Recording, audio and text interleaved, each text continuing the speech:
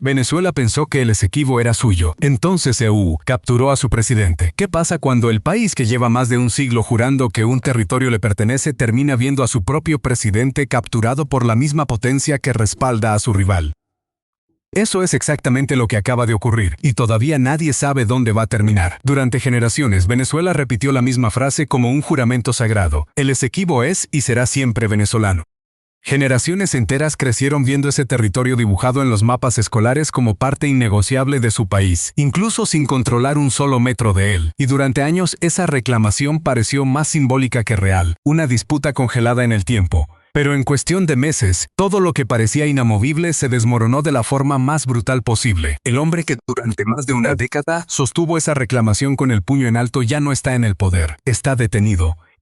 Y la potencia que lo capturó es precisamente la que ahora respalda a su rival territorial. Lo que ha ocurrido en los últimos meses no es solo un cambio de gobierno, es el colapso de una estrategia geopolítica entera. Para entender la magnitud de lo que ha pasado, hay que empezar por el problema que llevaba gestándose desde hace más de un siglo. Una franja de selva de 160.000 kilómetros cuadrados, rica en oro, diamantes y sobre todo, petróleo, que Guyana administra pero que Venezuela nunca dejó de reclamar como propia. Durante décadas fue una disputa de mapas y discursos, pero todo cambió cuando una petrolera estadounidense descubrió yacimientos gigantescos frente a las costas guyanesas, transformando de la noche a la mañana un territorio empobrecido en una de las joyas energéticas más codiciadas del continente. Y ahí es donde empieza la verdadera pregunta que vamos a responder en este video: ¿cómo terminó esta disputa territorial, arrastrando a un presidente hasta una celda? ¿Y qué papel jugó realmente Estados Unidos en todo esto? Antes de llegar a ese punto de quiebre, necesitas entender cómo se fue calentando esta olla durante los últimos años, porque cada movimiento que vamos a repasar fue una pieza más en el tablero que terminó por explotar, y lo que descubrirás sobre cómo una disputa fronteriza casi olvidada terminó convirtiéndose en el detonante de una intervención militar directa que va a cambiar la forma en que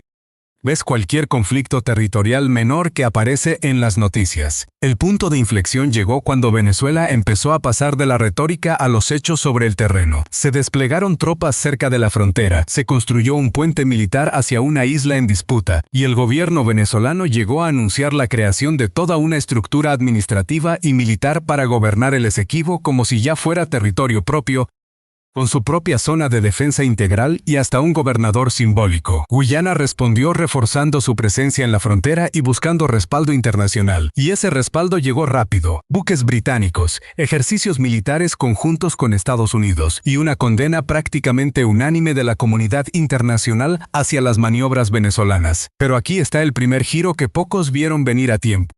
Mientras Venezuela escalaba su presión sobre el Esequibo, su propio gobierno se debilitaba desde dentro. Años de sanciones, colapso económico y una migración masiva habían dejado al país en una posición de fragilidad que contrastaba brutalmente con el tono desafiante de su discurso territorial. Y esa contradicción, entre un país que hablaba como potencia regional pero se tambaleaba como un estado en crisis, fue exactamente la grieta que terminó rompiéndolo todo. Si todavía no te has suscrito a este canal, este es el momento perfecto para hacerlo, porque en los próximos minutos vas a descubrir cómo una operación militar relámpago cambió de la noche a la mañana el equilibrio de poder en todo el Caribe. Y aquí encontrarás el tipo de análisis geopolítico detallado que no vas a encontrar explicado de esta forma en ningún otro sitio. El 3 de enero, todo saltó por los aires. Estados Unidos ejecutó una operación militar directa contra el gobierno venezolano, que terminó con la captura del presidente y de su esposa. En cuestión de horas, el hombre que había sostenido durante años el discurso más beligerante sobre el Esequibo, el mismo que había llegado a insinuar una posible acción militar contra Guyana, pasó de dar órdenes desde el Palacio Presidencial a estar bajo custodia estadounidense.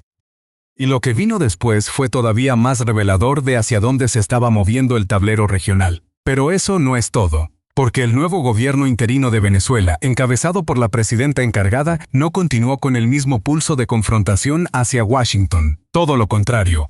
Empezó a estrechar lazos económicos y energéticos con Estados Unidos, el mismo país que acababa de intervenir militarmente en su territorio.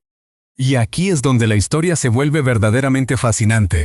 Porque mientras el nuevo gobierno buscaba una relación de cooperación con Washington, el reclamo histórico sobre el Esequibo seguía ahí, intacto, como una herencia incómoda que nadie sabía bien cómo manejar en este nuevo contexto. Todavía no te he contado la parte más tensa de esta historia, y es la que está ocurriendo justo ahora, en tiempo real, mientras algunos analistas ya hablan de esto como un punto de inflexión histórico.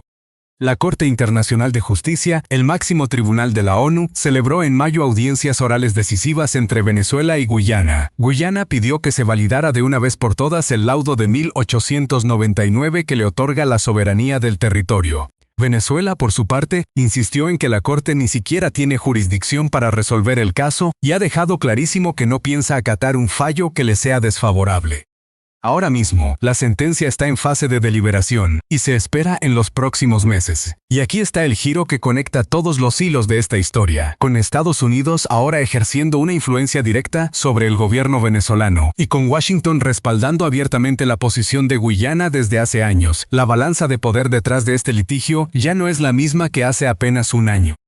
Analistas consultados por medios internacionales apuntan a algo que suena casi contradictorio. La debilidad actual del gobierno venezolano podría, paradójicamente, enfriar sus propias pretensiones territoriales, no porque Venezuela renuncie oficialmente a su reclamo histórico, sino porque su margen de maniobra para sostenerlo con fuerza se ha reducido drásticamente. Justo cuando crees que ya entiendes hacia dónde va esta historia, ocurre algo que pocos esperaban. La propia presidenta encargada de Venezuela ha seguido apareciendo en público con un pin que representa el mapa de Venezuela incluyendo el Esequibo como territorio propio, un gesto que ha sido interpretado por Guyana como una provocación simbólica, incluso en medio de este nuevo escenario de acercamiento con Washington. Es la prueba de que, aunque el poder haya cambiado de manos, el reclamo territorial sigue siendo una pieza de identidad nacional demasiado sensible como para abandonarla del todo, incluso cuando ya no hay margen real para sostenerla con la misma fuerza de antes. Lo que descubrirás ahora es la pieza que todavía queda por resolver, y es la pregunta que más preocupa a los analistas de seguridad regional.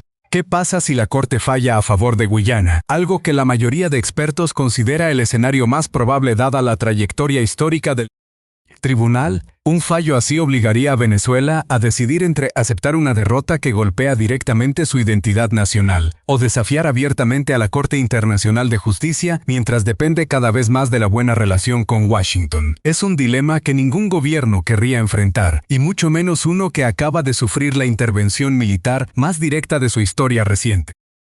Mientras tanto, Guyana sigue produciendo cerca de 900.000 barriles de petróleo diarios en los bloques en disputa, con consorcios internacionales, que incluyen empresas estadounidenses y chinas, operando en aguas que Venezuela considera propias. Cada barril que sale de esas plataformas es, en cierto modo, una apuesta silenciosa de que el statu quo actual, con Guyana controlando el territorio y Washington respaldándola, se va a mantener pase lo que pase con la sentencia de la Corte.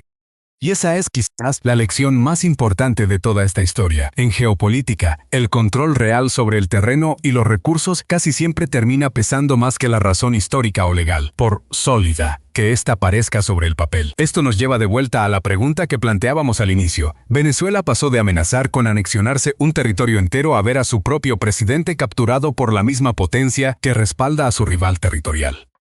Y lo que queda ahora es un país en una posición de debilidad histórica, sosteniendo un reclamo centenario con cada vez menos herramientas reales para hacerlo valer, mientras el mundo espera una sentencia que podría cerrar, o reabrir de forma aún más explosiva, una de las disputas territoriales más antiguas de todo el continente americano. Si esta historia te ha dejado pensando en cómo el poder de un país puede desmoronarse en cuestión de horas, mientras sus reclamos históricos siguen intactos, sobre el papel, imagina todo lo que todavía no hemos cubierto sobre cómo se está redibujando el mapa de poder en América Latina y en el resto del mundo ahora mismo. Este canal existe precisamente para eso, para desmontar capa por capa las historias que las noticias rápidas no tienen tiempo de explicar. Suscríbete, activa la campana y no te pierdas la próxima pieza de este rompecabezas.